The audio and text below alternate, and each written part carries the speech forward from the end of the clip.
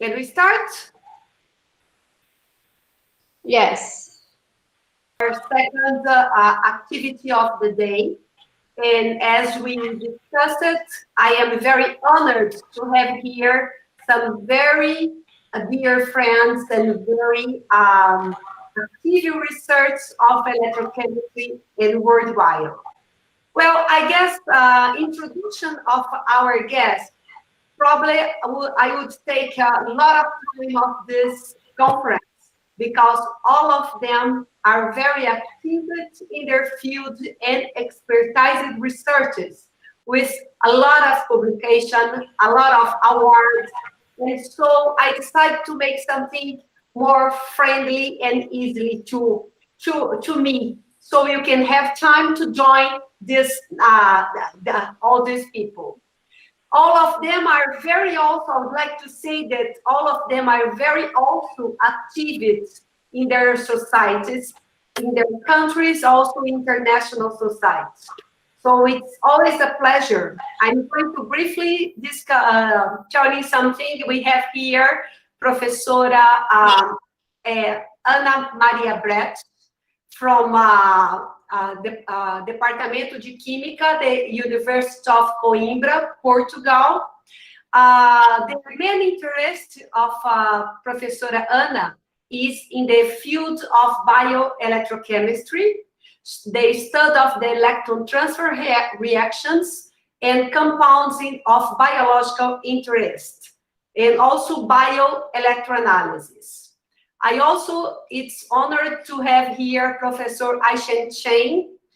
He is a professor of chemistry and director of the Electrochemical Technology Center at the University of Guelph in Canada.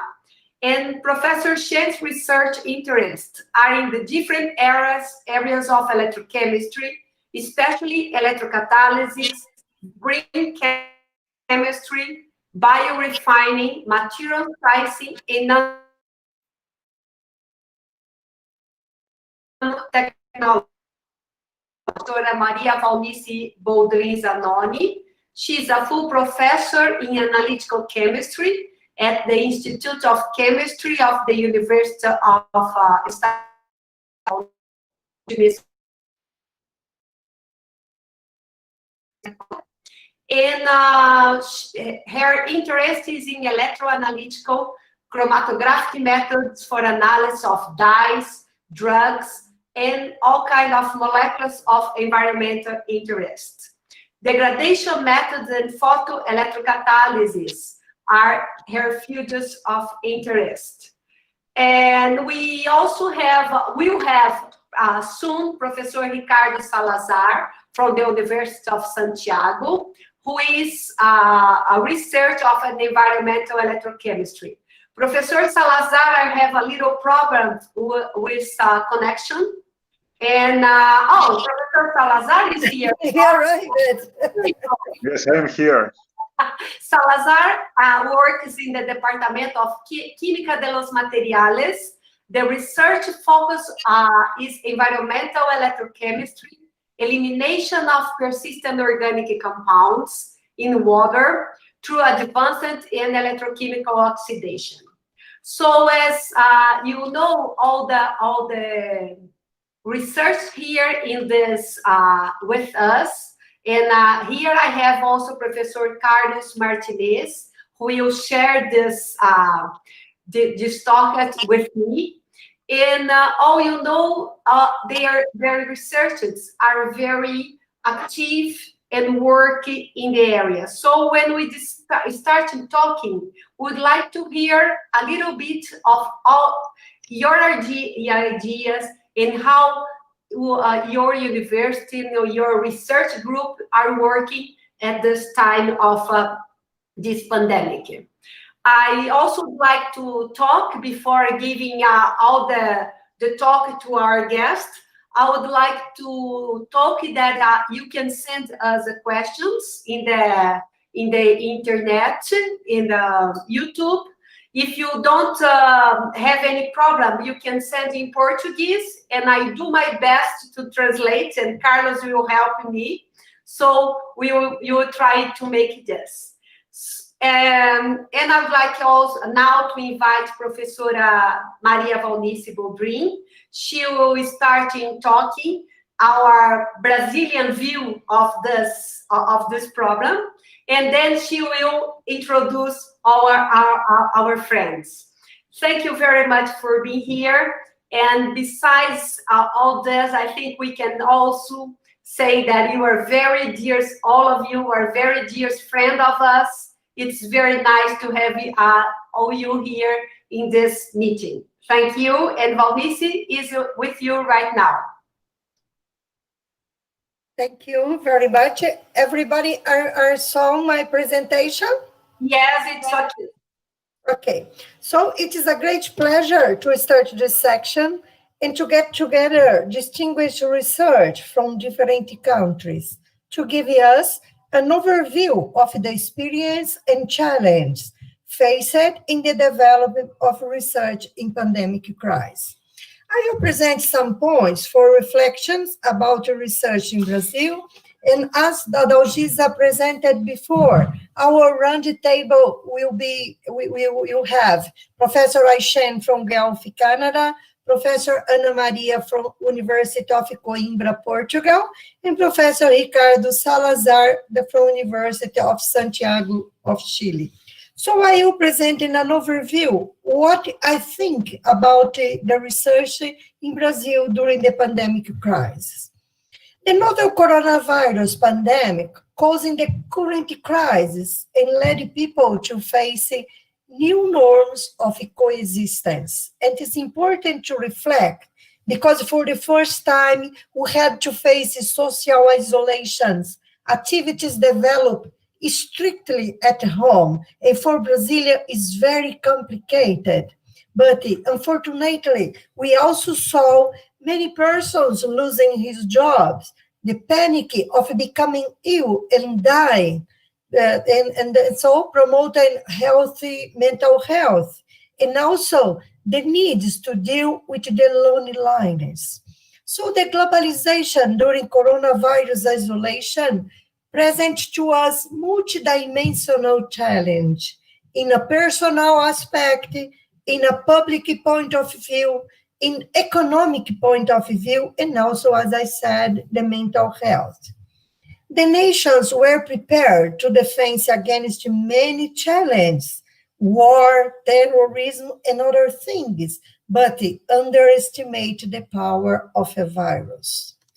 Politics' decision for the novel coronavirus promoted, it was very complicated in this time, in this crisis time. And I think there was a lot of evidence and predictions of epidemiologists that a viral outbreak such as COVID-19 was inevitable. Because we have to think that the pandemic situation is reflection of a life in a globalized system. And also, we have a lot of ways to transportations, and we are interconnected in a very popular world. And we live in a city with high population density. So it was predictable that we could have some pandemic situations, as we saw previously in other times. So, but what we saw is the answer crisis was very slow, mismatched, and unprepared. So the political decision doesn't work to get solutions for the crisis. And another thing that it was becoming clear for us, it was the pandemic highlighted the historic deficits in health system in the most part of the countries. We also saw reduced public investment in research and development. And we saw that we are living in a weakened global and regional governance bodies. So we saw the weakened OMS, and in a moment that it could be very strong OMS system. And we saw reduced trust between countries and between different levels of government in the same country. So we can say that decision making is in the domain of political sphere, but major impact was verified on scientific activity. For the first time, we saw the science getting attention. In agreement with Kant, science is organized knowledge, so needs time, needs patience, and standardization of conduct. The science is organized in a pillars, and the pillars of science could be resumed in some aspects. The knowledge through study or practice. So there is no way to get knowledge without study or practicing. And to do that, we need observations, identifications, and experimental investigations. Also, after that, we can formulate some theoretical hypotheses or explanations and models. And everything has to do with accurate descriptions, integrity, and ethics. And we suppose that after all, we could disclose to the community. But the health crisis show us for the first time that science get a lot of attention. And I never saw the valorization of scientific knowledge so much as we saw in this time. But what we know, but the most part of the community doesn't know, is that to produce a science of quality needs training of human resources, able to develop judges and innovative work. As Dr. Oliva told before, time to get training of human research is very complicated in a developing country. So time and investment in the human and intellectual capital is necessary. But we saw, in addition, we saw how the power of nations was distinguished by their technological development. And we saw that a country that has no technological development show a lot of dependence on equipment to deal with the virus, the inputs, the vaccines, and on tests adequate to detect the coronavirus. So we know that science has to take the unpredictable. The scientific method, we know, is a coordinated work, and the solution to obtain safety answer in unsafe times is hard and slow because it takes part of the scientific method. But fortunately, the scientists are trained to be creative, to solve problems, and the most important, we are trained to work together. So the knowledge is, to get knowledge, we need is vital to develop of innovative solutions. So in this time, we saw how is important the scientific method to get diagnosis, to get new treatments, to deal with the pandemic organization, to deal with the economic rescue, and also to survive, how to teach us to survive for a long time without social contact. And all this kind of things is subject of science. The answer comes from the science. And this answer is slow process. And of course, take advantage the country that will be prepared and have a prepared research team. So the other thing that I would like to call the attention is how was show us the science versus politics. And in my opinion, science and politics needs to get to walk side by side. They need to walk together because both needs flexibility and cooperation, solidarity, creativity, and greater investment in research, and increased social perception of science and public policy. So we were expecting that science and politics will be together, but in Brazil, we saw a great breakup between both aspects. The science in Brazil was very good, in my opinion, because we saw a great engagement of the scientific community in the production of knowledge. And also, we saw a sincere effort to mitigate the pandemic and to strengthen the care of affected populations. But in the politics aspects of view, we face absence of planning, coordination, zero, and also we didn't see sense of public responsibility. We saw the institutionalization as a project in a moment of pandemic process, and a disinformation as a method. As example, very notorious example is the use of chloroquine, debated by our president to treat the virus COVID-19 without scientific evidence. Of course, chloroquine and hydroxychloroquine is good for others, for malaria, for lupus and arthritis, but there is no evidence, there is no scientific evidence that is good to treat COVID-19. Another thing, it was our president is putting in the lack of credibility in a vaccine, just because they condemn the country of the orange, and the vaccine credibility has not to be linked to the country of the orange, but the scientific test is important. So the research in the university suffers all the things that I talked about this subject.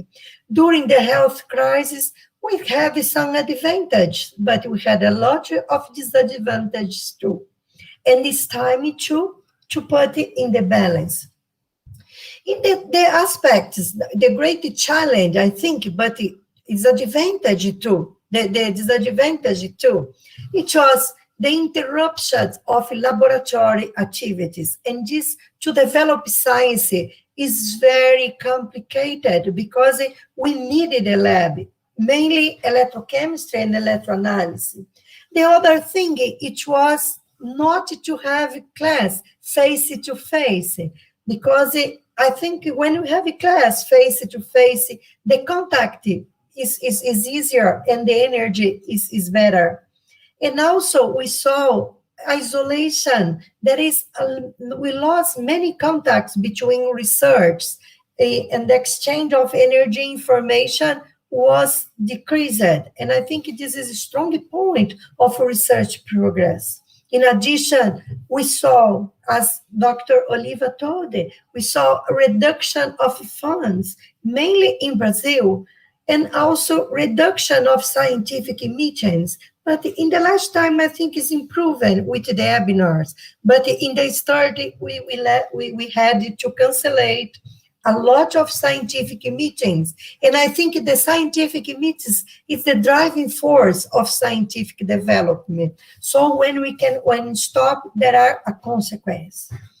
But we got some experience, and I think there was some advantage in this moment too. The main was increasing and better use of some online activities.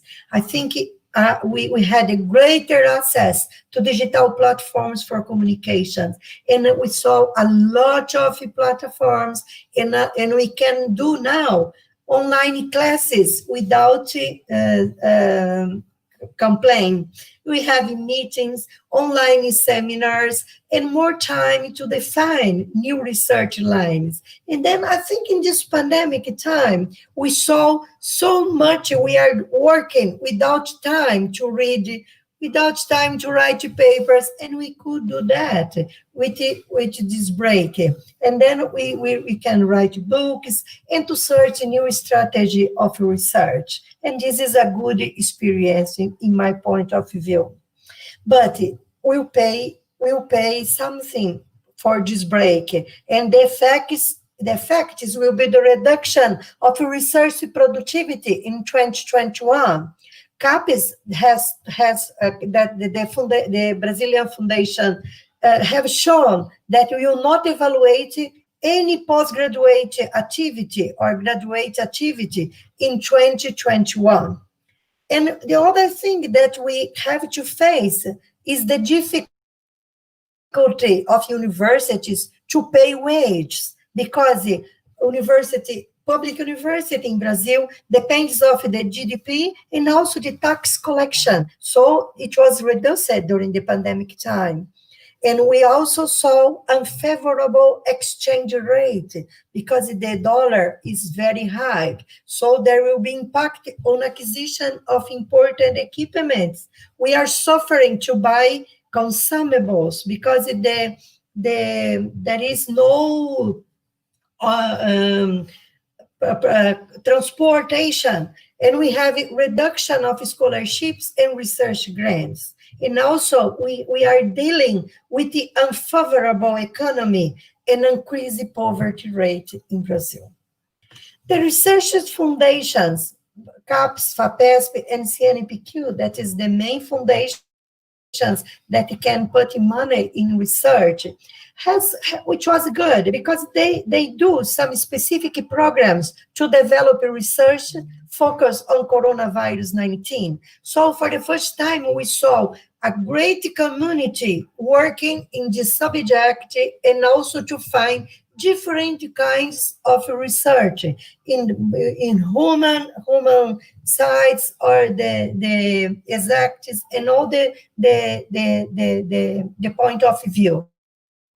We also saw an extension of scholarships and reports. But another thing that I think it was important, it was for the first time we privilege the judgments in virtual form. This improved time and also to saving money. And I think it was possible because I had been in a CNPq meeting and all the decisions was made by virtual form.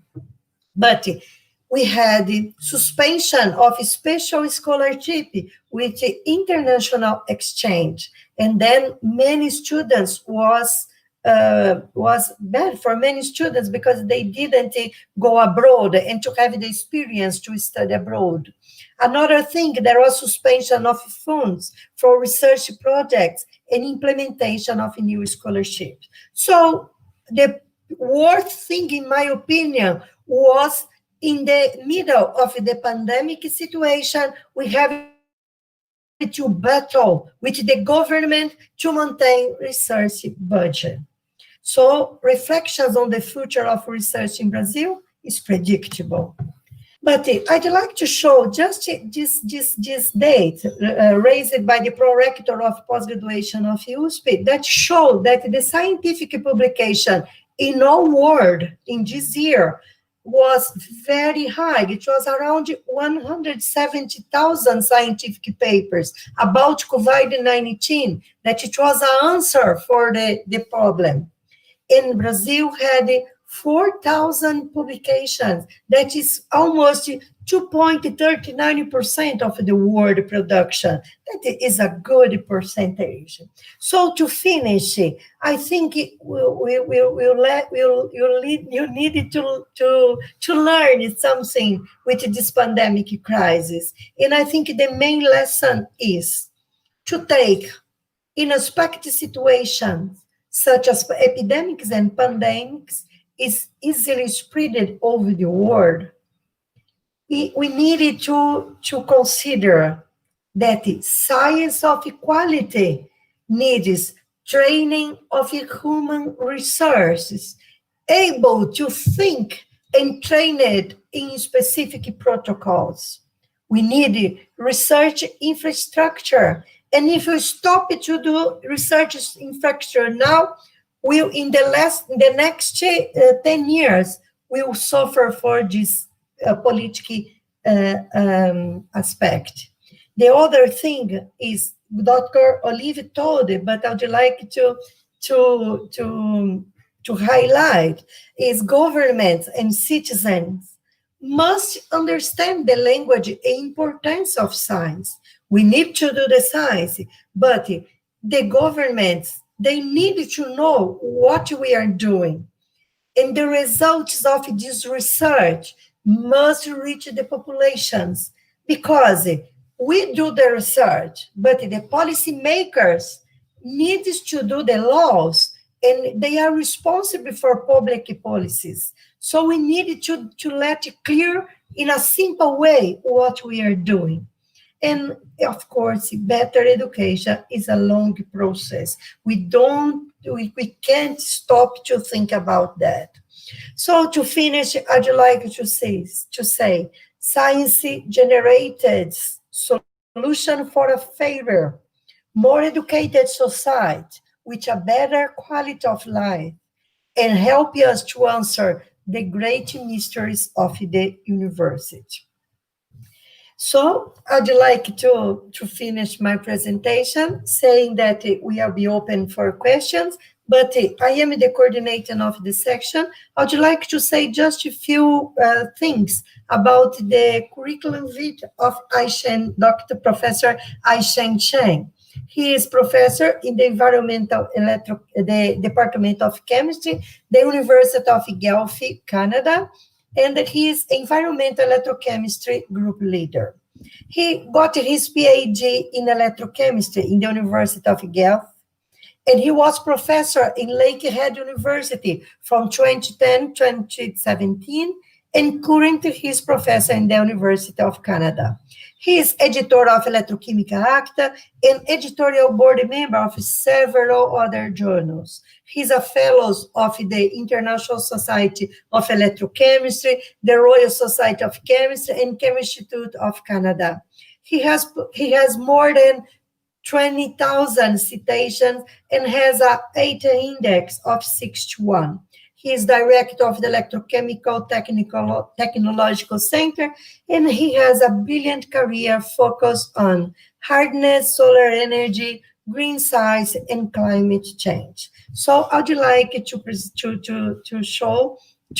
call Dr. Aishen to tell about research in times of crisis. Thank you. Okay, thank you very much, Professor Baldwin, and for the very kind introduction.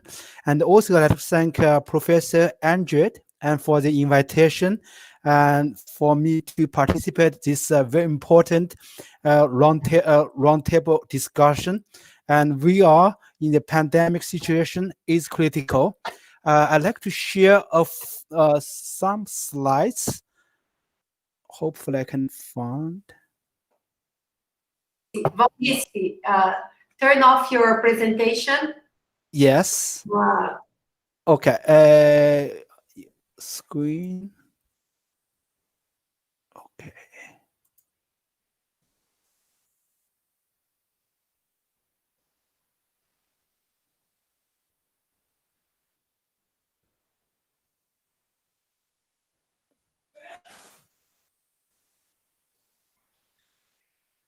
Can you see? Yes, we can see. It's okay. Oh, you can see, right? No, No? I'll change. Oh, okay. Oh, okay. So that is, I should use this window. But Okay. Oh, no. Likely I need to put, you cannot see, right? Okay. Or partially. Yeah. No, we are seeing. Yeah, maybe maybe I just use this way because I have two monitors.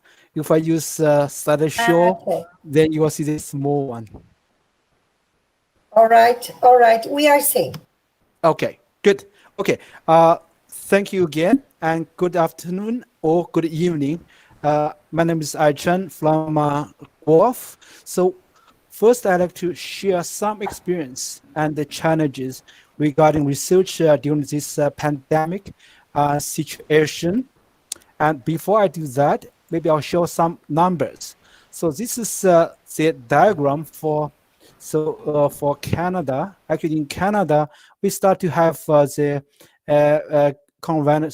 cases likely in February, a few cases, and then we had the first wave, which is about March, and then we can see then we flatten, and right now we are have the second wave, and in Canada so far this is the data we have.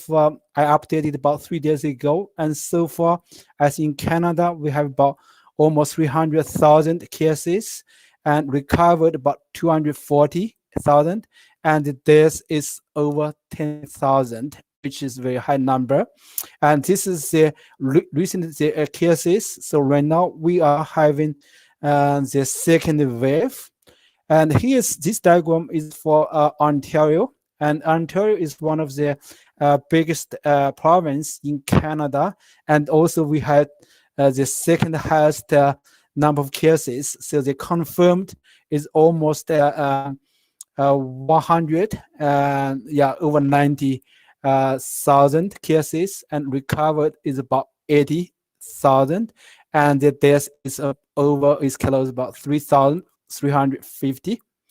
And again, so the curve very similar as Canada, and right now we are also in the second wave, and we have more cases. And today, actually, learned we have about more than 1,000 cases. And the province is discussing for some region we might have the second lockdown. And so here's actually we have 2 stages. So the first stage is actually this is for some policy from Guelph, and which is the response to the policy or the decision made by the federal government or provincial government. So the university was locked down from March 22nd to June 30th. So during that time, so all the teaching was changed in person from in-person class to online, and all the students, postdoc fellows, staff, faculty members are required to work from home. And so actually to carry out any research activity on campus, and special permission and approval is required from the chair, the dean, and VP research. So basically that time the university was shut down. And during this stage 1, actually we had about 3 months. So in my group, so we mainly have the weekly group meeting and individual or subgroup meeting to discuss the results, writing paper, literature review, and the research plan. So the issue is a challenge, but it is a challenge for everyone. And there is a big disadvantage, but there's some advantage. So in this way, I ask all my members to really think about their project and to think about the results and try to put the results together and to have a good plan for the future. So that is during the stage 1. And during the stage, okay. So then we had when the number of cases was flattened, so the province changed the policy. We have the stage 2, and for the stage 2, so it started for the province is June 12th. Okay, so then the research office basically developed a framework to guide the University of Guelph researchers to gradually resume their research activity.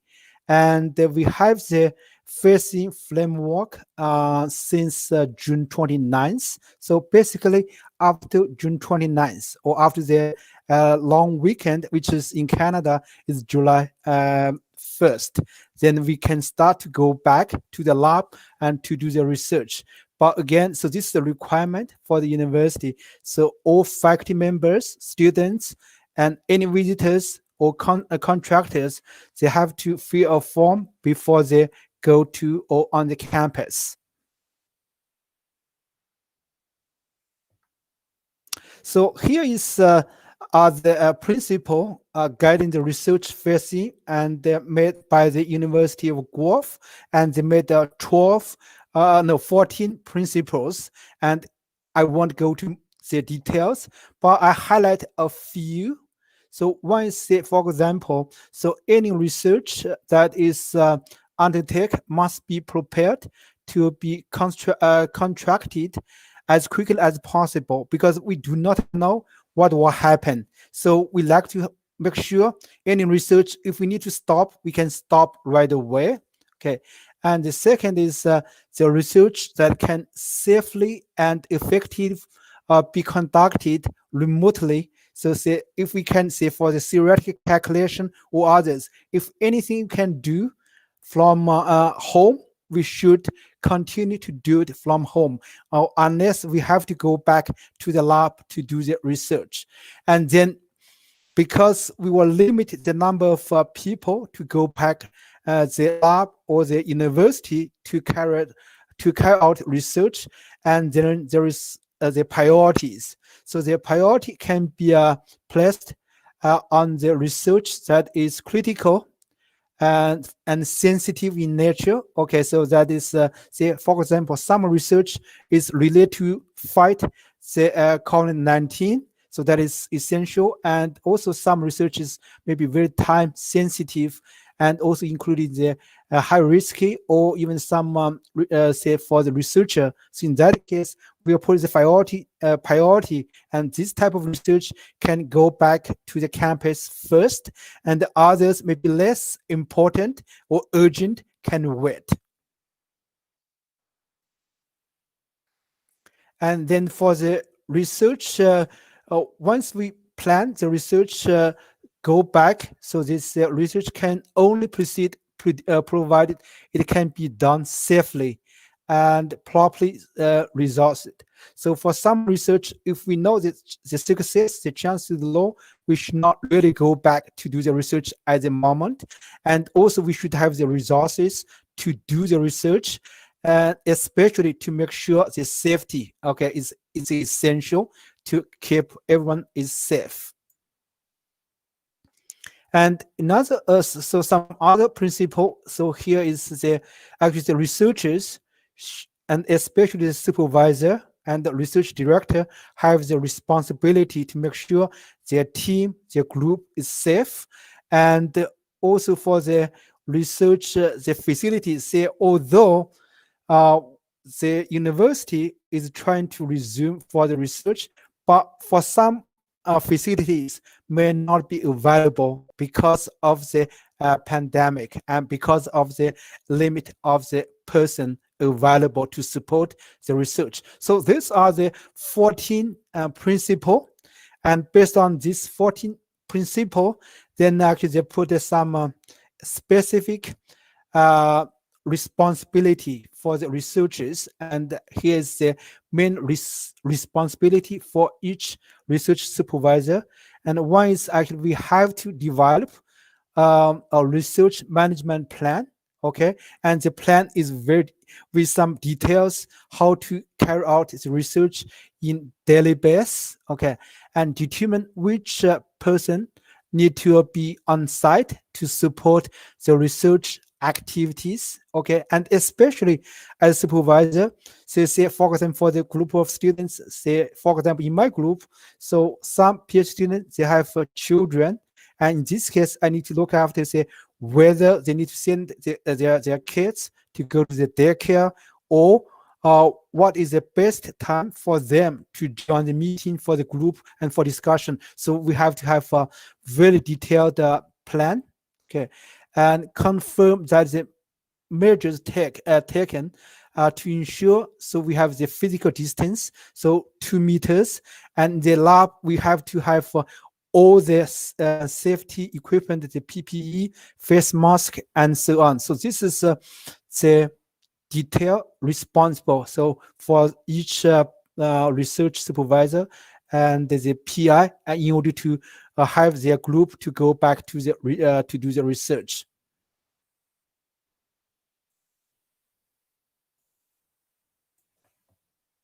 And this is the protocol of my group research. So in this case, so basically I have 3 labs, and at each time, anytime, you need to keep the 2 meters social distance, and only 4 students can be in one lab. So up to about 12 students can be simultaneously in the lab. And I do have 3 offices in the lab. So then for this office, only 1 student can be there. So in order to keep the social distance. So that is a limited number of people. And the second, so actually I do have a coordinator to coordinate the daily activities. So the students, if they come to the lab, actually it's voluntary to go to the lab. So if they don't feel comfortable, they should not go back to the lab. And only if they feel comfortable, they can go back and to utilize. And any members is to stay at home if they feel sick, if they do not feel comfortable, because one is very important for themselves and also for the group and for the whole university. So if you don't feel good, you should be isolated at home. That is the policy in the lab. And everyone must fill out a form daily and send it to the lab coordinator, and at least 10 hours before. So in this way, I can see how many people plan to go back to the lab, and we like to make sure no more than 4 people at one lab. So in order to keep the social distance 2 meters. Okay.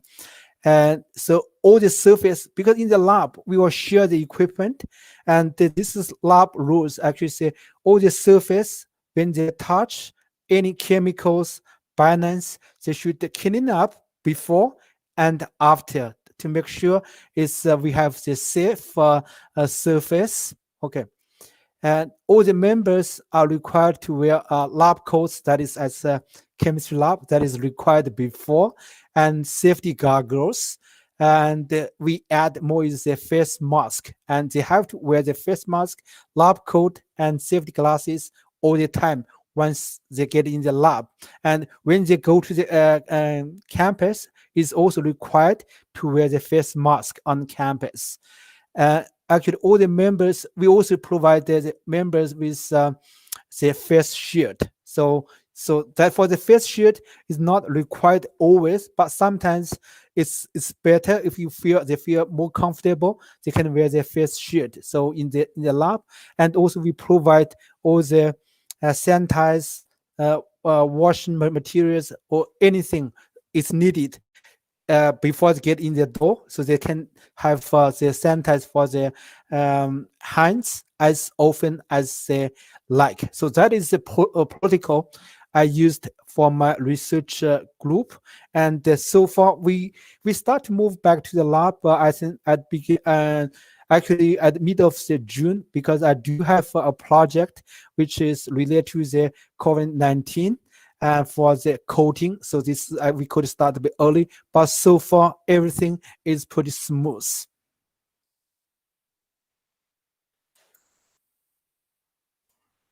And so this is the form. Actually, I ask all my group members to fill the form actually about 10 hours ahead, and basically it's very simple form they can click, and takes about 1 minute to fill the form. And I did ask them to put in the time in and time out. So in this way, I know who is going to the lab and how many people will be in the lab to make sure everything is safe. And here's actually the advice to my group members. So usually this is actually some guideline I used for my group. Research, experiment design, data analysis, and preparing report and writing papers. They always should be at home. Before going to lab, everyone should have a solid plan. What are you going to do when you go to the lab? You will do it right away rather than you need to all the thinking at home. So experimental preparation and management at the lab. So once you go to the lab, you know what do you like to do. And once you finish your measurements, you copy the data, you take your data, and you bring back to home, and then you do the analysis and try to understand. Okay. We also always we have a weekly regular group meeting and to discuss any issues, concerns, and to share research progress, because it's a challenge for the people, and we cannot meet together weekly or even in the lab before, but we use this opportunity and to discuss any concern. So we have about 2 hours for my group. Every week we discuss any issues and to discuss any plans or significant issues for the group. But we also have individual and subgroup meeting to discuss experiment design and any specific issues for small group and individual. So basically, for me, I just keep my before I put when we will go back to lab. I said I keep my lab office open and say daily. But right now, actually, I keep my email or my online meeting so daily. So almost actually 12 hours, even longer, during almost 7 days a week, and about 12 hours a day. So anytime if they have problems, we can discuss right away. And also I ask them to balance life and research, because it's a challenge. It's a challenge for everyone, and we should have a health life and the balanced research and life. Also, I ask them to be efficient, productive, and flexible. See, for example, if you don't feel good, you don't need to go to the lab, and there is no Monday or no Sunday or Saturday. So if you feel good, you can go to the lab to do the research on Saturday, on the weekend, and on weekdays you may take a rest. So depend on your plan and on your situation. So that is my suggestion to my group.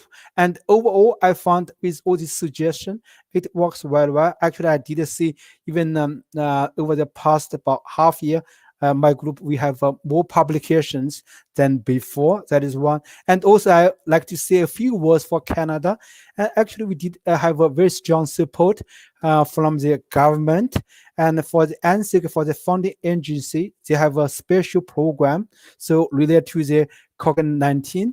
So we call it ANZIC Reliance Grant. That is for 1 year. So basically, if your research is associated with fighting the virus, and you can get some specific funding, and that is for 1 year, usually is about 50K. So then for 1 year for the research, that is one. And the second, because the pandemic, and from March to June, to the end of June, we shut down the lab, and we can say if we have active research grant, and the funding agency will give us more funding. So basically about 30%. Say if you have 100K grant, they will give you about maybe 30 or even a little bit more than about 20. So the grant size, and to give to you, because we know during this pandemic, and we have to continue to support our students, postdoc fellows, but on the other hand, their activity or productivity will be reduced, and the funding agency actually gave us some extra funding and to support our research. And overall, we try to work together and overcome the pandemic. And this is some experience and challenge I'd like to share with you. Thank you. Thank you, Dr. Shane. It was very good to see your presentation and to see how Canada deal with the pandemic in a different way from Brazil. Now, I think we would like to follow our presentation, and I would like to present Dr. Ana Maria Brett, that will speak to us. She is the biochemistry group leader. He had her PhD in Imperial College in London in 1980, and currently she is professor in the University of Coimbra since 2002. Produced more than 240 papers and had more than 7,000 citations and 80 index of 45. She is author of 3 important books in electrochemistry with Professor Christopher Brett, and she is recognized as one of the most prominent researchers in Europe, having supervised many master, doctorals, and postdoctoral theses. But I'd like to highlight the large number from Brazilian universities under her supervision, for which we leave our thanks here. She made important contributions to the bioelectrochemistry advances. She studies of electrode process, electron and charge transfer reactions, surface nanostructures, and also she has a great skill in the development of electrochemical biosensors, including DNA and other structures. So, Professor Ana, it's a great pleasure for us to have you here. And I think before to sleep, I think it's time to thank you for to be wake up until this time of the in Brazil, but this time in Portugal. Thank you very much. Could you present for us, please? Well, thank you very much for your invitation, and I'm trying to put my screen.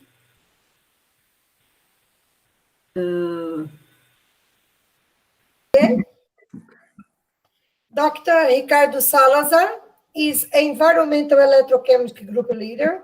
He works in the Department of Chemistry at the University of Santiago de Chile. He got his PhD in the University of Chile very young in 2009, and he got his postdoctoral in CONICET in 2021. Currently, he is professor of the University of Santiago de Chile and coordinates several research projects, and he was supervisor of master, doctorals, and postdoctorals.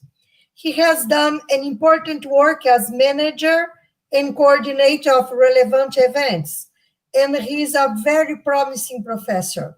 He has a consolidated group with important contributions in environmental electrochemistry, with focus on elimination of persistent organic compounds in waters through advanced electrochemical oxidation process, using analytical tools to understand the mechanism of oxidation and using engineer aspects, dealing with design of plant for water decontamination model and evaluation of the efficiency of this process applied on laboratory and macro scale. In 2020, Ricardo and I had approved a cooperation agreement between FAPESP and CONICET that was interrupted due to social isolation rules, but I am proud of this cooperation. So I'd like to listen what Dr. Ricardo Salazar has to show about research in times of crisis. Thank you very much for your presence. Thank you, Val, for the introduction. Can you see my screen? Yes. Yes, okay. Thank you for the invitation to William, and thank you for this important meeting about how we can work with our actual situation, and in agreement with the discussion of the colleagues. I would like to see this opportunity like a very good opportunity to highlight the research activity, the importance of science in the world, because maybe this situation could be an important inspiration for our young students, because daily we can see the news about the importance of the science research, not only in the in the necessity of a vacuum, a vaccine. Instead, we need different areas to study the actual situation, or maybe a different situation in the future. So I would like to talk about the importance of the collaboration in science with our colleagues, with our students, with politics, with the society in general. And we have an opportunity to think more deeply about our experiments, because our student and us we can appreciate the time in the lab and the organization in the lab, and the importance of the efficiency in our work. It is a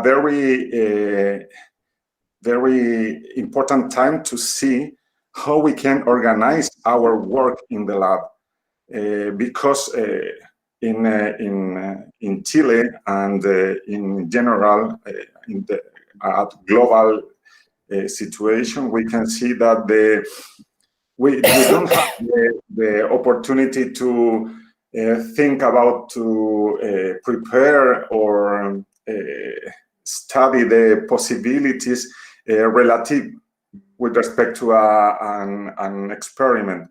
We have to be very organized about that. And how this opportunity, we can see the importance of participation in different video meeting or video congress. And we have the possibility to know different researchers about the different country, and we have the opportunity to appreciate that our problems are the same in China, in Brazil, or in Chile.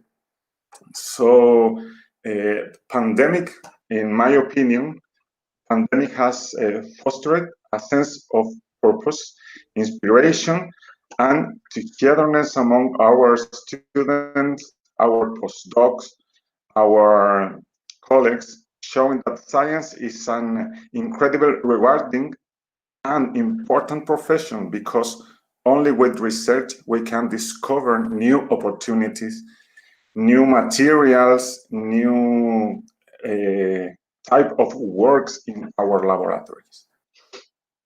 My invitation is to,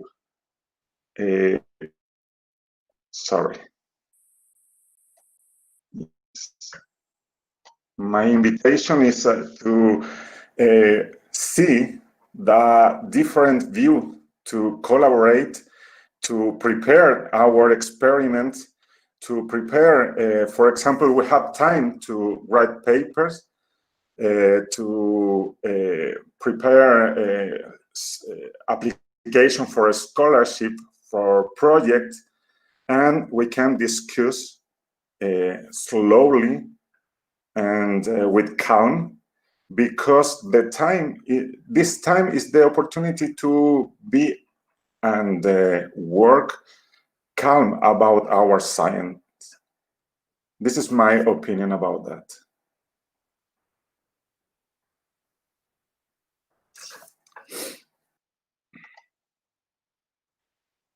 Okay, thank you, Ricardo.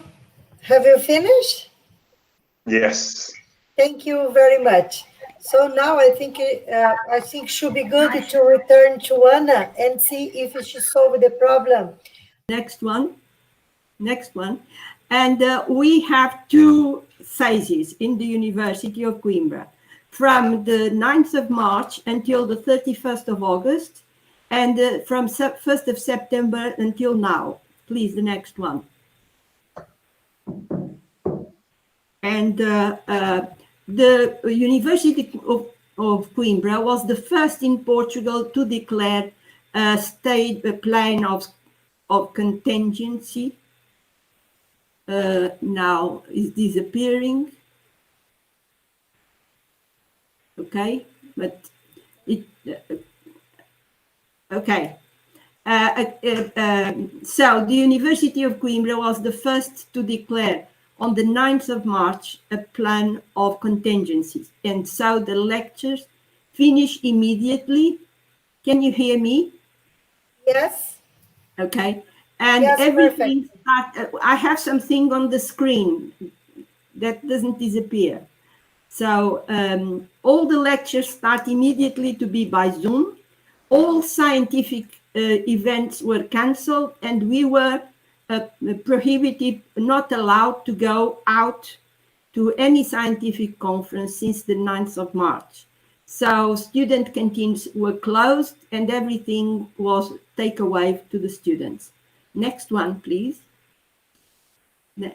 So the university immediately started acting onto platforms for COVID, and it was immediately a clinical analysis laboratory was created, and it was led by the rector because he's professor from pharmacy, and he has been immediately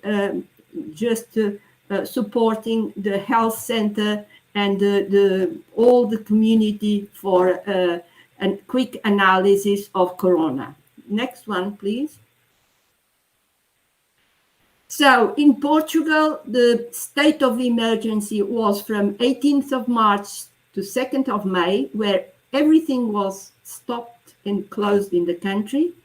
And after we have a state of calamity from 2nd of May with something reopened in phase. And after there was this state of alert until 8th of November. But people don't really obey very much. So now, since 23rd, since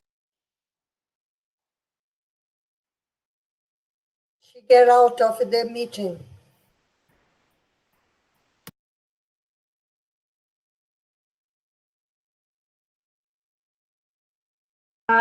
You guys, I think we lost the connection with Anna for a few moments. Hope she hasn't going to sleep because we are using her for a very late time. So we wait for her to arrive again. I don't know if she is. It's amazing. It is amazing because she was in contact all the time, and now, exactly now, she get out. Here. Well, hope she arrives here, and I'm just connecting her. Anna Bretti. Yeah, she's coming. She arrived. Okay. She'll be here. Anna, you're welcome. Your presentation is open. COVID in Portugal, state of emergency. Next one. Okay, I can see. Next one, please. Next presentation. Okay, what were happening were big gatherings, hundreds of people like this, although it was next to the sea, just to see surfers, and you join people. And so this was the cause of things going quicker, much worse. And so we are now in a state of emergency in the whole country, and we cannot really move from one city to the other during some hours and all that. Next one, please. Okay, it was developed by the University of Porto, a app, Stay Away COVID, and it was approved by our National Health Center. And I have it in my mobile, and the government asks for us to have it in the mobile. People have all these problems of being in allowing data from your mobile phones, but everybody has Facebook, and the data is everywhere. So it's sometimes a bit of conflict, but anyway, it has been downloaded by some millions of people already and is working. Next one, please. So COVID now in University of Coimbra from 2nd of May to 1st of September, everything continued by Zoom. So only the labs were reopening, but with very high conditions of safety, like you have described in your universities, like Chen described. We have some small-sized labs are divided in even smaller size, and you have what we call mirror groups, so that one group works 1 week and another group works the week after, and it has been like this until the 1st of September. Next one, please. Since 2nd of September, the research laboratories continue working as before, but the lectures are all given in the theaters and the lecture theaters and classrooms.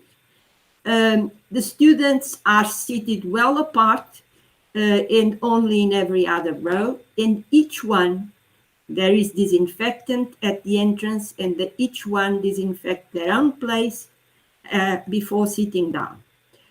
However, we have some subjects that have quite a number of students. So in those cases, they don't fit in our amphitheaters, and they have to be divided. And some have the lectures by Zoom, some have the lectures in the class, and each week they change. The university has also created, as I will show you, an application called UC Teacher. For laboratory classes, the laboratories have a very small number of students, so they have to be divided. And this happens also with electrochemistry. Of course, like it was mentioned, our research activity has not been so much, but in a way we have been writing papers and concentrated in planning some other research. The next one, please. Next one, please.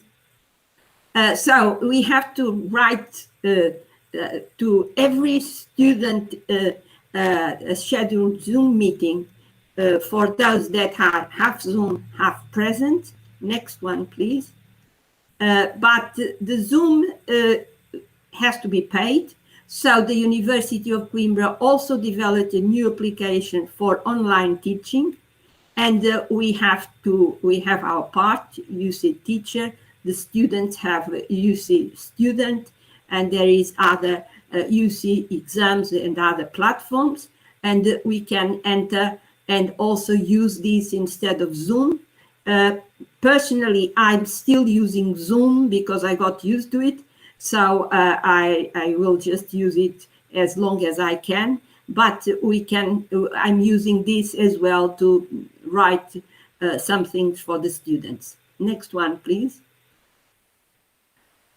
So to enter the departments in the university, we have to use mask all the time. The temperature is measured at the entrance, and we have a personal entry card that is valid for 24 hours after validation. And with this card, that is contactless, we open a gate. Otherwise, we cannot enter. And every day, 200 COVID tests are randomly carried out between everybody, students, administrative professors in the university. So next one, please. So we feel quite safe. So this is my activation of my card, because not to be in the queue, they give us this possibility. We can just activate it at home, but we declare that we have no problem, that we can enter. So that has to be done every day. Another one, please follow. It's very important in the University of Coimbra, the opening of the academic year. because there is also some kind of political intervention, so that Minister of Education this year was the President of the Republic. They come, and this is a kind of promises for better things. And this year happened for the first time remotely. So next one. So you can see this is the big room where everything happens of the solemn things in the university, and you see everything apart. Here is the rector, and he's the President of the Republic that came this year. And just to tell you what happened, because we are with lots of tradition, we have the people with their gowns and with the colors of the faculty. So you have yellow for medicine, dark blue for letters, light blue for science, light blue and white for engineering, and violet for pharmacy. We have traditions, and this tradition this year was adapted to COVID. Next one, please. Next. So this was the president speaking, and this is the rector. Even in the ceremony, is with mask, and he's this traditional hat. So next one. Next one, please. So the experience and challenges that you see mean that research laboratories have always to be under strict safety conditions. Have been some new calls for projects for COVID. Science communication is only online, and I will show you there's some organized conferences. New research projects have been approved to support research and development to combat COVID. Next one. Right, so this was a research project post-COVID area. It's important that we cannot all be working with things that will lead to treatment of COVID, and we have to think about what we can do afterwards in sustainable and just society to improve other things. And so the funding has been directly to junior research in the university, which is important so that they can progress in their career, and that those that obtain the PhD after January 2010. And they have to form interdisciplinary groups and follow the strategic areas of the University of Coimbra and the Sustainable Development Goals of the United Nations Agenda 2030. Next one, please. So, this summer, some events happen as well concerning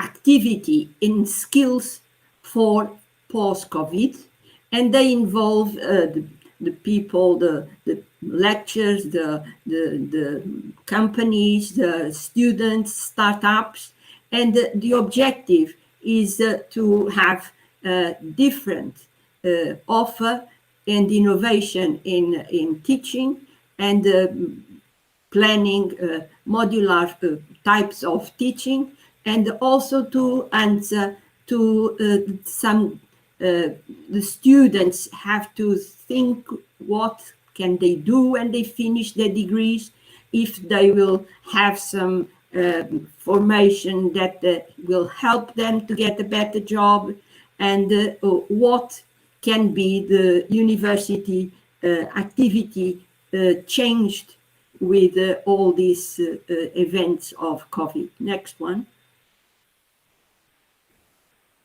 So these 9 summer schools were promoted by University of Coimbra, and there was one in experimental medicinal chemistry, from academy to pharmaceutical industry. That was very interesting, and the students they were attending, and some others in other areas, like a lot in computation, robots, and also in gene therapy and stem cells. Next one. Next one, please. There was one before this. The one before, yeah. So they were these projects to fight COVID program that is all for COVID-19, data science and artificial intelligence in public administration and strength the fight against COVID and future pandemics. So this was the call, and 3 projects were approved in University of Coimbra. They are mainly to do with artificial intelligence, and they are in the area of the gathering of information to facilitate the studies of the medical decisions. Next one, please. The biotechnology park called Birkant Park is a science park near Coimbra that has extensive partnerships with University and Coimbra, and they just have a big project that is with European collaboration on the COVID research. As well I just learned yesterday that also one of the firms in this park, because you have some university labs and some firms, one that is the cryostaminal, so it deals with the stem cells. They have developed some stem cells that are probably going to be used in the treatment of very serious COVID patients. And this is just this week's news. Next one, please. We have some meetings, and this Analytica 2020 was planned, and everybody that belongs to the division of analytical chemistry in the Portuguese Society of Chemistry decide to go ahead, and it was a very successful Zoom meeting. So we could not meet each other, but we could share our research, and this is important, and the things not to stop. Next one, please. Next, please. Also, there was this big meeting with Science and Technology in Portugal at the beginning of the month, and although it was mainly on informatics, there was also a section that was to deal with the challenges for clinical research and biomedical innovation in a pandemic time. And this has quite a contribution from people from the University of Coimbra. The leader is from the faculty of the leader of this section, Faculty of Medicine, and they were just speaking about this. Next one, please. So I want to thank you very much. I'm glad we're not with masks. This is the mask of the University of Coimbra. I don't use it in my office, but I have to use it all the time for my lectures. So far, I had 1 student and a half, I would say, that had COVID. He was a German, and Erasmus students. We have quite a few foreign students in the University of Coimbra, less than the other years. They join gather for meetings, and that is the problem and how it has been spreading quite a lot. But he after 3 weeks, he come back to the lectures, and everything is going fine. So thank you very much. And the next one is to thank also the university. Sorry for this confusion and for me not being able to put up my presentation as planned. Okay, it was easy. Everybody watched what you were presenting, so it was good in the end. Congratulations. I don't know. It's just still, and I don't have my face here either, so I don't know what's happening. So if you want any question about what's going on in Coimbra, it's just we I try. don't think we have time, no? Probably not. I'm going to thank you, Anna, and all of you, Ricardo, Aishen, Evonice. I just wrote down while all of you were talking some few words that I would like to make a briefly comment of your opinion. I will start with words that we need to be efficient, productive, and flexible, that Dr. Aishen said. I think that after this situation, we have to learn to be flexible.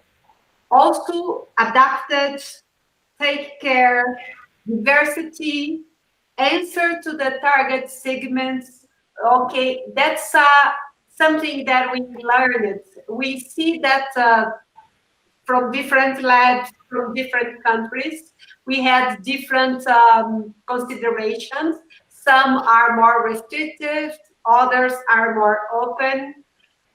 Here in Brazil, as Vonice well told before, we are having a very big challenge with politics and research, and so people are not so restricted to be taking care. So we are having a lot of getting together. So, and this is it's a problem. But I think in academy, where we are more organized a little bit, I would say a little bit, we know we have to take care. So I just open a moment for this final consideration of all of you. So if you want to start, and then we go like a few words about your advice to all of us. I would like to say one more thing about that. We are scientists, so we always are adapting for different conditions, not only for a pandemic situation. We have to work hardly with a low quantity of money, with one equipment, with 10 students. So we are in constantly adaptation for different situations. So in this case, we can hear different opinion about the situation of different countries, and we can see that it's the same for us. The same in Portugal, in Brazil, in Chile. So the collaboration or the perspective about our scientific work is the same. So we have to learn, we have to be efficient with our time, we have to be safe, like say Anna, and be positive with our time, with our efforts, with our resource, because it is very important to be fine and safe. Is the first. Thank you, Ricardo. Yes. Okay. Actually, I'd like to add one more. I think it's very important to be responsible. So as a researcher, as a student, I always tell my students group during the group meeting, say, whenever you plan to do something, you have to be you have to make sure be to look after what the issues could have happened and be responsible. So that is essential for everyone to look after other people and to look at the group and to look at their family, friends, and so on. I agree very much that it's very important if everybody is very careful, because we are going to have this for a long time, and only when most population are with the vaccine, we can just be safe to meet again, like Adalgisa said, in probably only in a year's time or later. And this second wave in Portugal is worse than the first because people just cannot stop to be together. And so that's why we have, again, a lot of restrictions and to hopefully not to have the thing in a worst growing scheme. And that's what I think everywhere we have to be responsible, like Shen said. That's the main thing. I think I let you very clear what is happening in Brazil, because I think the politics and science, one fighting with the other. And I think our population is not, there are no education enough to distinguish what is good, what is not good. So for this reason, I think we watch a lot of people dying and many kinds of cases. And I am very sorry about what is happening. And this is put me very upset, because I think that I was expecting more than community. But the politics, I think, is not good, is not helping. But on the other way, I think the university, the educated population are very taking some security for everything, but we are struggling with the system, and I think the government is not helping. It's not helping economic aspect. It's not helping in political aspect, in education, and I think we are not suffering more now. I think because people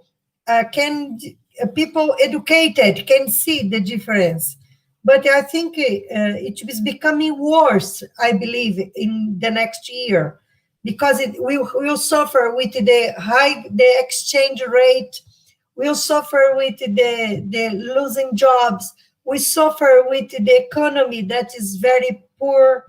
And then I think the consequence in Brazil, Anna, is very, very complicated for this crisis. On the other hand, I think we lose a lot of rights and grants for research, and the politics are taking advantage of the situation, because can't go to the street, we can't go complain and trying to change rules, trying to change rights, trying to change the economy. And I think, and I feel very bad about that. But I am not a person, I'm not a negative person on the other way. I am still fighting, and I think that we are producing research, we are producing papers, we are writing, and we are receiving students in the laboratory too, in a restricted way, but we are doing the best that we can. But I think we don't deserve it. The politics versus science. I think they could go side by side. This is my final version. But I am very glad to listen to all of you, because I think it was very clarifying situation, and we can see in Canada, for example, how the university put the situation in the hand of the research.